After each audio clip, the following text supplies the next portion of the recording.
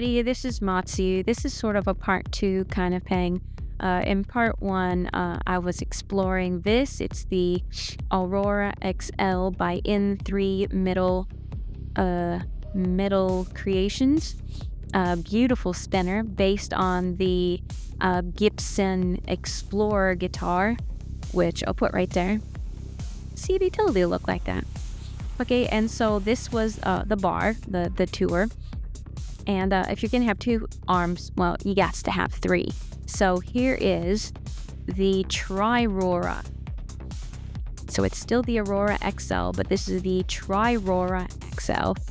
And to my knowledge, it never, the first version of this was just the Aurora. It was much thinner, like wafer thin. I don't believe a Triora was ever made in that former thickness. It's always just been the Triora XL. So let's just gaze upon it, shall we?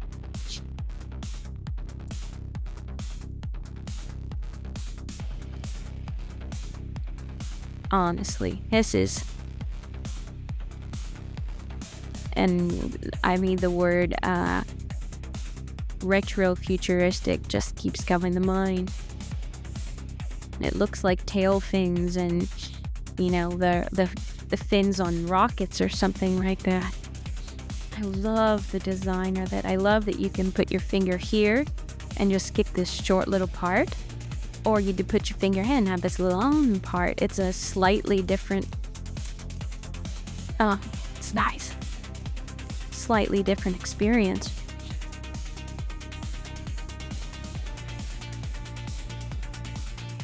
It just looks beautiful. And it feels beautiful too. There's a lot of things that look beautiful that are all angular and scratchy to whatnot, but when you spin them, but not all that comfortable. But this has both exquisite looks and design and execution, but also really good to spin. It feels really good. And I'm a larger spinning. One of the larger ones that's in my sister's collection. I believe this is 70 millimeters across when it spins. Oh, look at that. That's just gorgeous. Really beautiful. Let's see what it looks like underneath. Really simple buttons. The buttons, you know, with the flat on the outside and then scoop in the middle, makes for a good hold on your thumbprint. All steel, matching retro futuristic design. Okay, so apparently this was the 10th one of these made. So early in the production cycle, I guess. R188. It's just such a beautiful spinner. And one of the cool things about my sister's collection is that, you know, you have a lot of these match sets where you have like the bar version and the tri version that are obviously of the same designing family, but just one's a bar, one's a tri. I really like that. I really like, you know, the changes that you would have had to make to render it. You know. Anyways, so good to spin. Heavier than the bar by, I guess, a third. It's got substantial weight to it, even though this is stainless steel. Okay, so there's that one. And then, of course, you're going to want to have some of that copper. And this is interesting because, you know, the copper, you know, I would imagine look like this. Just raw, polished copper. Kind of a pinkish, reddish hue to it, almost like rose gold. But this one's got the surface texture. I asked my sister about it. She said she was flaming it with a torch, with a propane torch, and dabbing the surface with the tips of moistened Q-tips, which gives it apparently a mottled color, because with it, the tips of the Q-tips hit, it causes that little section to cool down just a little bit different than the around it. So it has like this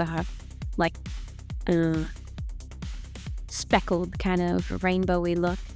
You can see in these areas here, rainbow-ness. But then she said it was hanging on a wire, and it fell, hit into the carpet, and melted to it. And as hard as she tried, she couldn't get the melted carpet off the surface. But as she was polishing and polishing and polishing, turned out that she really liked the end result. Very random and way cool. Looks like some kind of marbling or something. This is not the original button. She said that in the process of trying to fix this, the buttons fused together. And so she had to throw the other buttons away because they just would not work anymore. And these buttons came from another designer. Let me see, hold on, I'm looking. Damned Designs, she said. So they were the right size and the right shape, but they weren't the exact ones. Let's see if there's a number on this one. Oh, 15. So the 15th one made. I just love how thick it looks. How like a bullet. It's like a bullet. Like the curves and the crotch of it are almost the. Oh, that surface is great. It looks like it's made of some kind of stone or something. Some kind of ancient artifact. I think she may have put some kind of sealant on it as well, because look how shiny that is. But there's no texture. It's like even over the dark areas, there's no texture. Okay, so there's this one in copper. It's been melted onto solid carpet and shined out. So this one, oh, and it's a substantial weight jump because of this being copper and not so much more dense. So you have these two, and then boom, look at this titanium that has been, oh, it's all dirty, I'm sorry. Anyways, titanium that's been let me polish that off. Hold on. Is that better? I don't know. The light is really bad because I'm inside because I'm sick. But she, as she was flaming this one, she flamed this one. So she polished the titanium, and then it changes color. I guess it, she explained it like it was creative rust. Like when the surface of the titanium mixes with the air, it forms what she called an oxide layer. So this might be titanium oxide. And depending on how thick that layer is, it reflects a different wavelength of color, I guess. And the thicker it is, the more you flame it, the thicker it is, and the differenter the colors reflect. And this is in a real sweet spot between, I guess, like a ruby and almost a sky blue, but then also like a purple. She called it borpal. I like how apparently you can do, oh, what part of it flaked off or something. Apparently you can change the color of titanium using electricity, and it's a very even finish that looks the same all throughout. But with flame, it's more random, and I think I like that. I like the depth of color, and it's not paint. It's not like paint. It's actually see-through. So there's a depth. The layers are see-through. They just reflect the different wavelengths of light. So when you see it in the sun and you move it back and forth, there's a depth to it. Like tiger's eye or something. Oh, it's just so pretty. And of course it spins like a dream. Like a dream. They never came out with a regular Aurora bar made out of titanium. So that's something my sister would really love. And then also, can you imagine one of these in Makamegane? Or even Makutar? Now, apparently, according to the guide M3, he has the capability of making these himself. But to make a try like this, it requires more complicated machinery that he has to then outsource. And because of that added layer of difficulty, you probably won't see these anymore, which is a shame because this design is amazing. What a great design.